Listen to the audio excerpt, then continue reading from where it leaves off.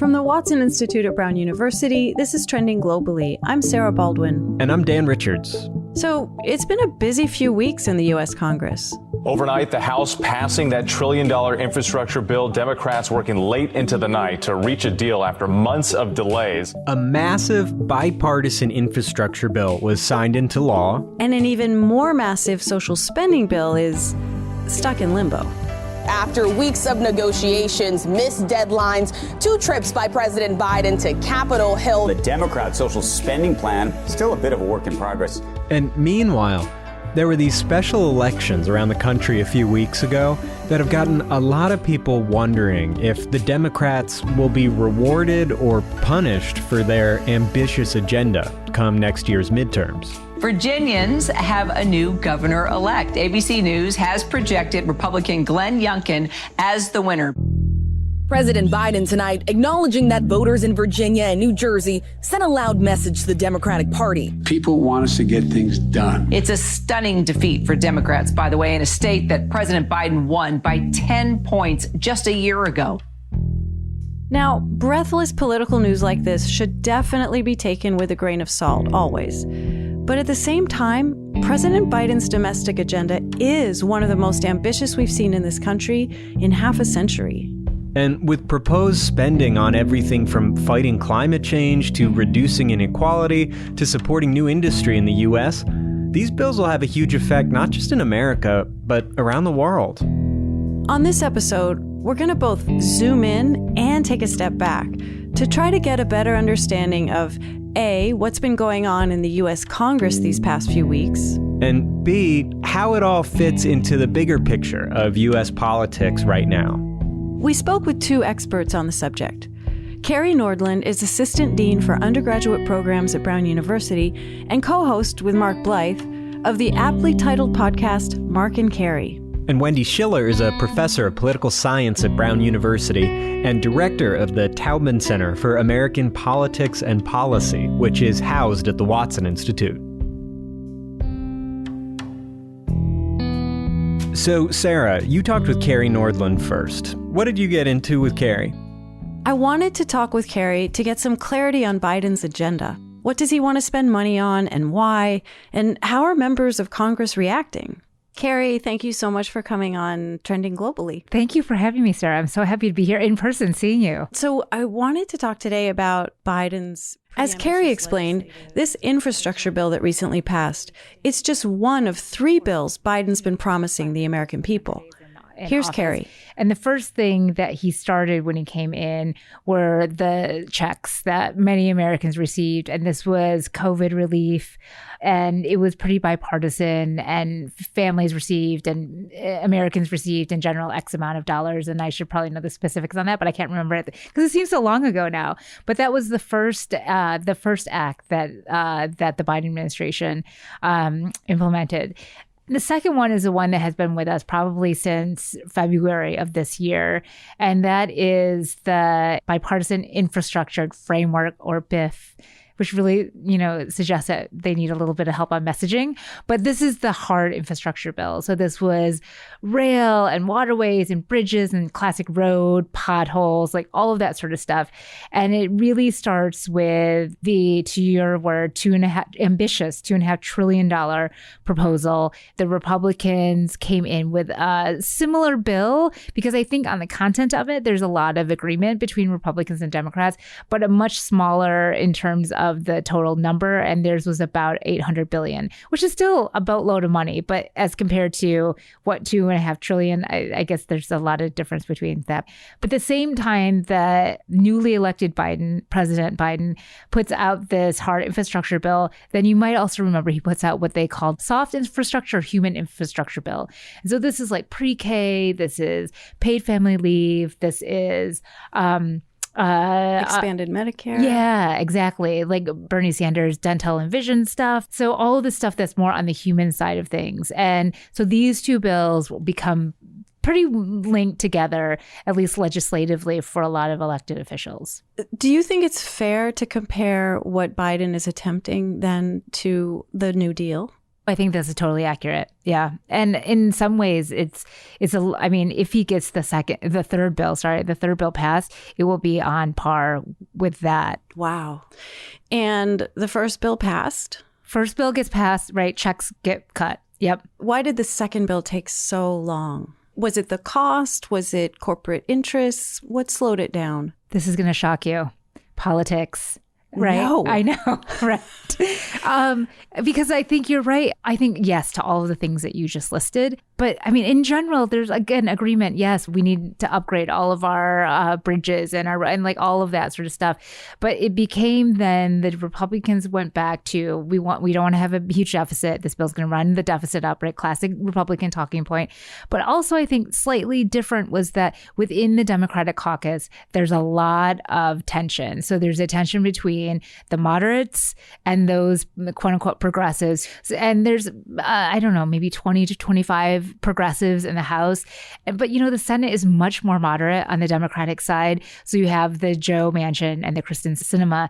And those two parts of the Democratic Party just are not seeing eye to eye. And the Republicans were smart because they just kind of sat back and let the Democrats duke it out with each other. Why was it so hard? What was taking so long? I think the mainstream media would say that the progressives in the House held the bill hostage, and because they essentially said to Speaker Pelosi, and I think a little bit to President Biden too. There's a great sort of behind the scenes piece in the New Yorker from a few days ago that they were like, we're not going to vote on the hard infrastructure unless we know there's going to be a vote on the human infrastructure side of things. So, I mean, I think it's probably a little bit too harsh to say they held it hostage, but they weren't playing around. Using leverage? Yes, using leverage. And they were serious as well to say, Mr. President, our voters are the voters that put you into office. So we're not going to just play around and do this for symbolic reasons. We want a seat at the table, and we really want to be part of the negotiation. So big holdup is just that ever-growing tension between those two parts of the Democratic Party. And what pushed it across the finish line? Well, again, politics. So you had the off-year election cycle, and you had a very close race for the New Jersey governor, right? And at one point, the incumbent looked like he was going to lose. And then you have a Republican beat the Democrat in Virginia. And I think that then provided leverage for the White House to say, this is setting us up for just a terrible midterm. So we got to get our stuff together. And so Pelosi calls a vote. I mean, I think within hours after they start to see those election returns come in. So they vote on that the 5th of November. And so the second part of the 3-part package from the administration passes. So it's still new. It's still new. Absolutely. And then we're hanging on to see what's happening with the human infrastructure bill. Pelosi would like to schedule a vote in the next couple of weeks. The Senate hasn't passed a version. The House hasn't passed a version, so it has to get through both chambers. This is likely going to be voted on in the Senate through reconciliation, so just a simple majority, so it makes it filibuster proof. And the House still then has to do their dance. I mean, Speaker Pelosi still has to do her dance to get the progressives on board to vote on the bill. And what do you think she can use to entice them to do that? I think it's probably a little bit of what got the move in even a week ago is that things are hanging in the balance. And do you want Trump presidency part 2? Because that's where the train's going right now. And some bill is better than no bill. Yeah. Yep. Exactly. Yeah. I find that I'm often flummoxed that people kind of have this "what has the government done for me lately" attitude. And sometimes those people are people for whom the government is actually doing a lot.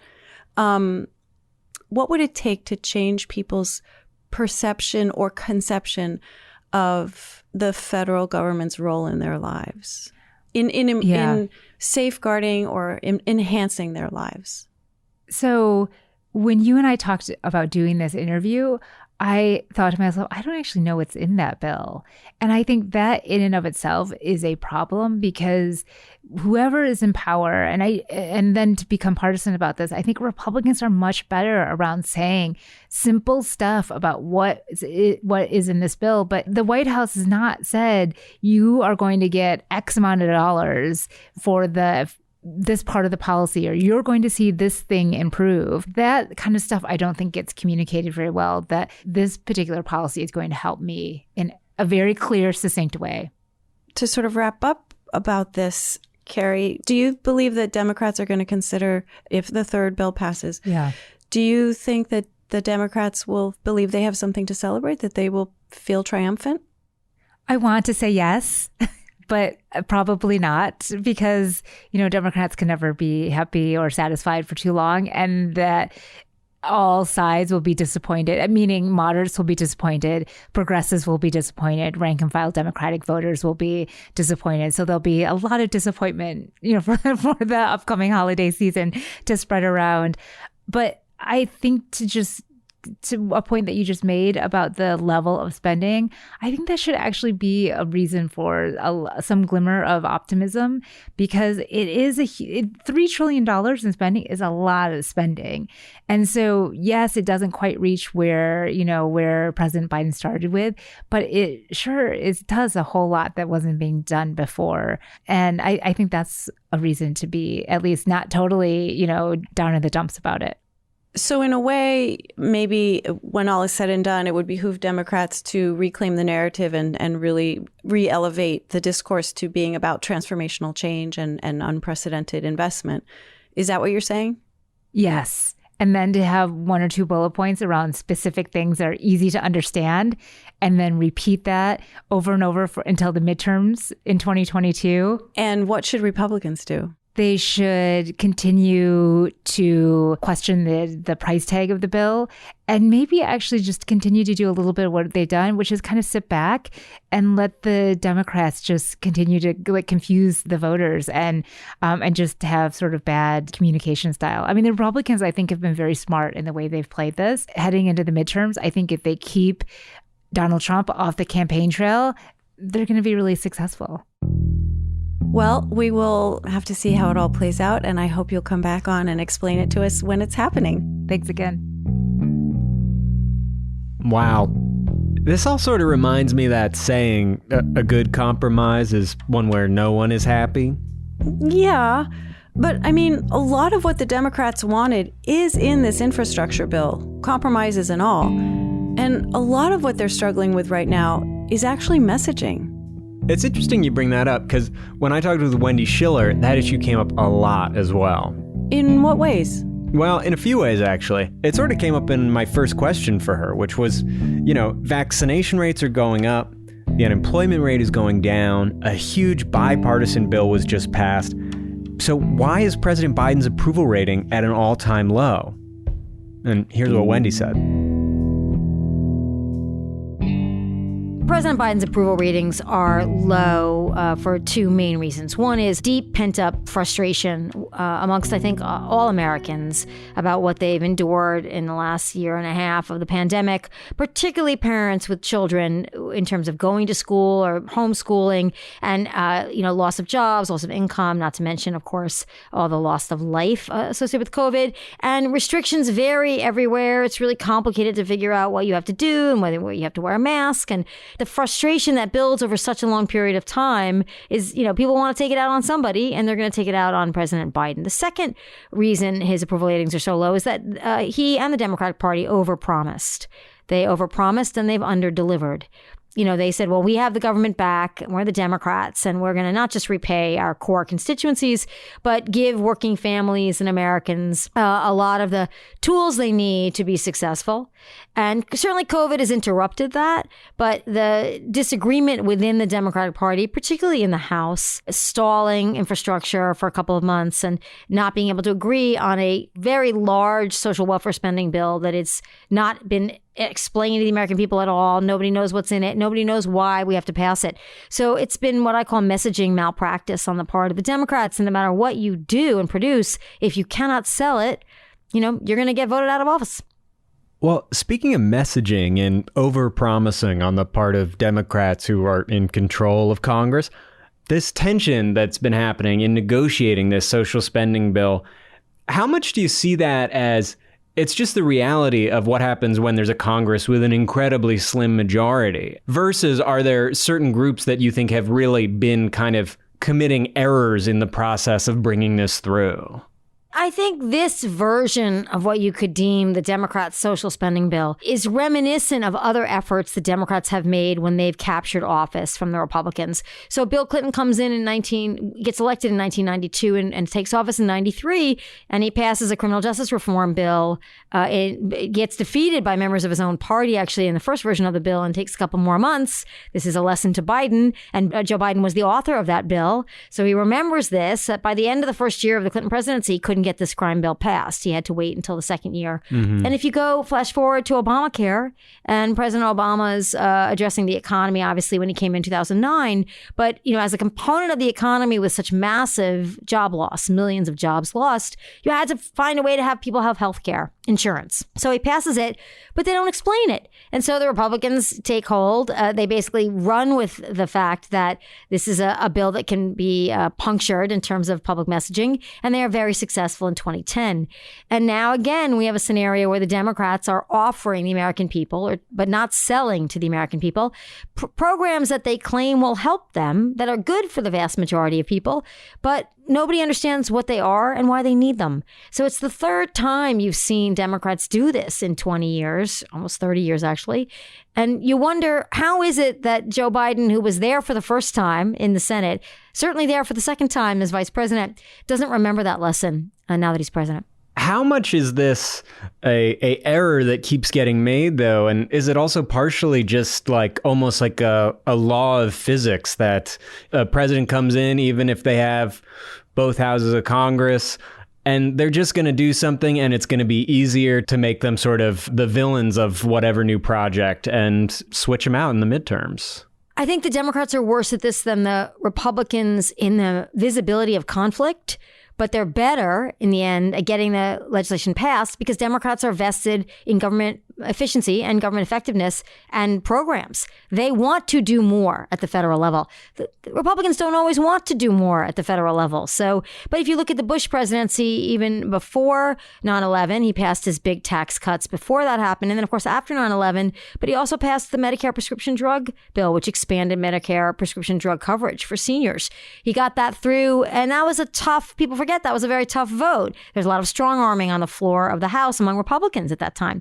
So I think, Dan, you're pointing to something that's so crucial in presidential congressional relations, which is that members of Congress do not always see their electoral fate tied to the president's, because they are elected every 2 years in the House and every 6 in the Senate. And of course, only a third of the Senate is ever up for re-election at the same time. So basically, the president doesn't have a lot of political capital to wield, whether it's Republican or Democrat. I want to turn now to the social spending bill itself. Do you think it would be more popular, both with American voters and in Congress, if it focused on just one issue, like healthcare, education, or climate, as opposed to what it is now, which seems like it's partially funding a lot of different things, from, broadband access to prescription drug pricing? Well, one of the key foundational elements of this, what we call reconciliation bill, is that it has a lot to do with the tax code. And when they enacted the reconciliation procedure and they started to use it in the early 1980s, they actually put in this filibuster-proof 50 vote margin, that if you get 50 or 51 votes, you can pass changes to the tax code, as well as entitlement programs, things like Medicare, Social Security disability, for example. So you need to use reconciliation. So you don't need 60 votes, but you need, typically, for it to be appropriate in reconciliation, it has to change the tax code. So you want to do it all at once, because if you're going to balance the revenues and outlays and you're going to make changes to taxes, whether it's tax credits for families with children or tax credits for carbon neutral emissions, you want to do it all at once because it all goes together in terms of the impact on the budget. And so that's the idea.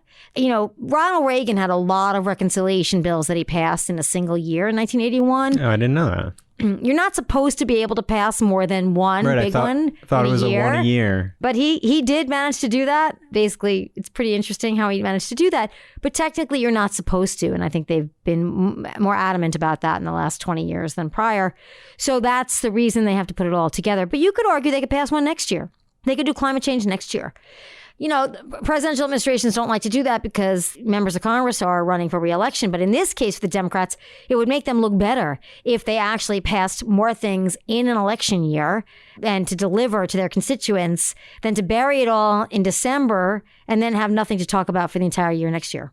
Do you think there's a possibility that that's a strategy that's really happening right now and we're getting some sort of theater of that, this is the last moment for everything, and people, behind some leather padded room are like, oh no, we're going to do another thing in 6 months? I think that it's a reasonable conversation the president can have with members of Congress. The idea is, well, we have to, if we tell them it's the only chance, then they'll vote for whatever we give them. But the progressives, particularly the very core group of progressives, which has shrunk quite a bit in the last couple of weeks, they won't budge, and they're not falling for it. They sort of understand what this is all about. But whether it passes now or passes later, you still have to persuade Americans that they want it.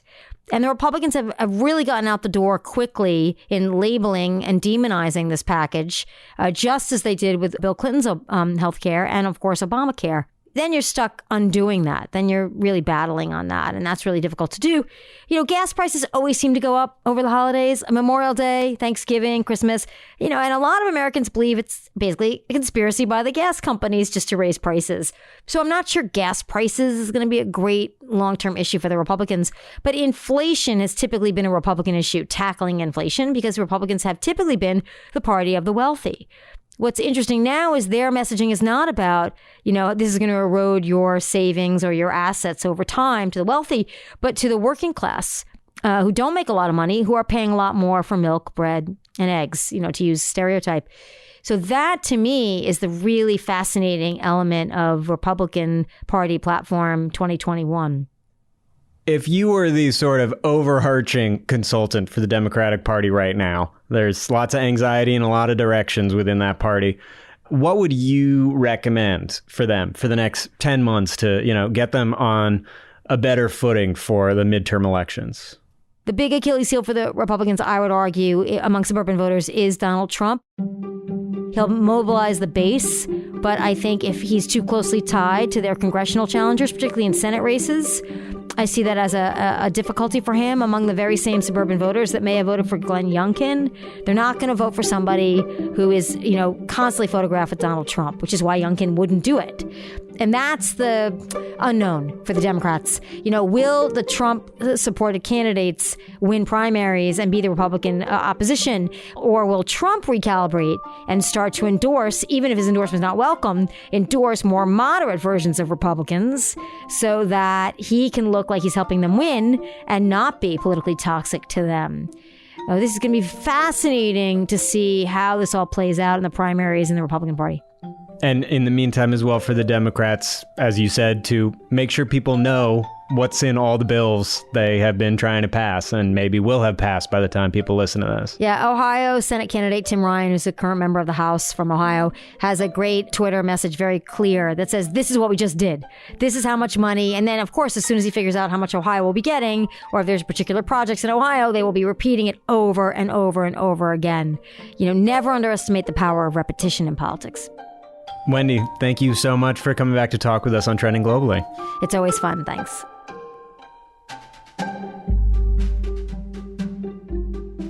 Hard to believe how close the next election feels already when you hear stuff like that. True. But also, as Wendy or any other expert will make clear, we really have no idea where the country will be by the time of the midterm elections next fall. And there's a more important issue at stake. More important than just who might win what elections in the near future. And it's that the more that people understand what is in Biden's agenda and what are in these bills in Congress, the more voters can hold elected officials to account, which is good for everyone, except maybe for some elected officials. True. And on that note, we hope hearing from Carrie and Wendy will help you feel a little less bewildered and frustrated next time you read about chaos, gridlock, or bad blood in Congress. Which, let's be honest, will be soon.